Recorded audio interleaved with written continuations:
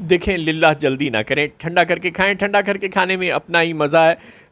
4 دن کی چاندنی ہے، پھر اندھیری رات ہے۔ ایک آدھے دن کے لیے امت شاہ کو، راج ناتھ سنگھ کو اور مودی کو بھی خوش ہو لینے دیں، پھر ظاہر ہے ان کی ارمانوں پر اوس تو پڑنی ہی پڑنی ہے انشاءاللہ۔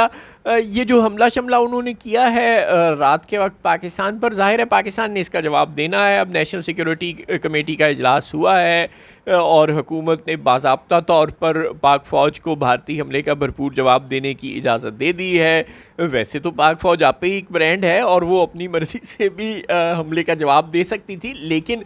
کوئی اصول، کوئی قانون قاعدہ بھی کوئی چیز ہوتی ہے، کوئی رسم دنیا بھی ہوتی ہے۔ تو اب بھارت کا حملہ ہوا تھا تو اب آفیشلی پاک فوج کو حکومت نے اجازت دینی تھی، وہ اب دے دی ہے۔ اب پاک فوج جواب دے گی انشاءاللہ۔ 2019 میں بھی ہم نے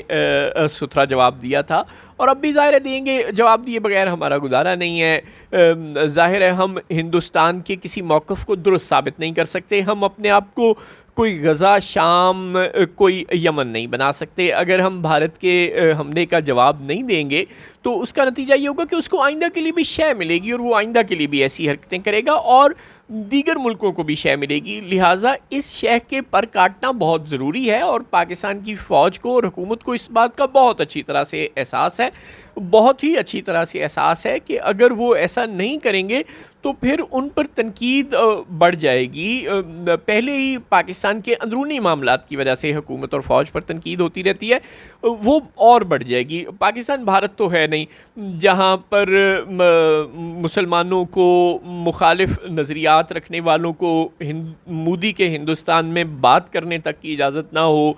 اور ان کے خلاف دعویٰ بول دیا جائے، موب لنچنگ شروع ہو جائے، جو کہ گھٹیا ترین حرکت اب انہوں نے کراچی بیکری میں کی ہے۔ قسم خدا کا، ہندوستان میں ہندوؤں نے کراچی بیکری، صرف اس بیچاری بیکری کا نام کراچی بیکری تھا، پاکستان میں نہ جانے کتنے ہی دہلی بریانی اور اس طرح کے ہوٹلز، ریسٹورنٹ موجود ہیں، وہ کراچی بیکری کو کا نام کراچی بیکری ہونا اتنا بڑا گناہ ہو گیا کہ انتہا پسند ہندوؤں نے اس پر حملہ کر دیا اور ان انتہا پسند ہندوؤں کو کوئی روکنے ٹوکنے والا نہیں ہے، ان کا کوئی کچھ نہیں بگاڑ سکے گا۔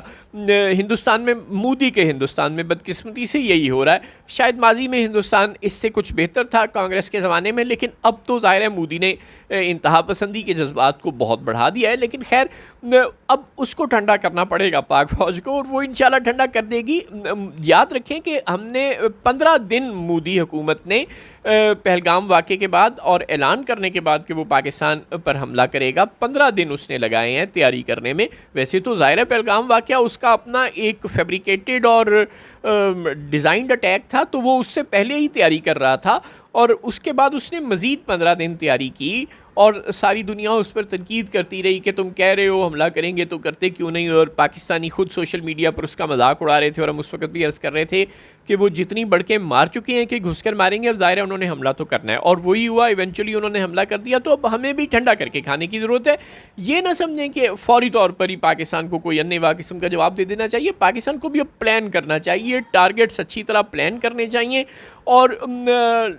تاک کر نشانے لگانے چاہیے۔ تاک کر درست ایکوریٹ نشانے لگانے کے لیے یہ ضروری ہوتا ہے کہ ہم اچھا خاصا سوچ سمجھ کر رسپانس دیں، کیونکہ یاد رکھیں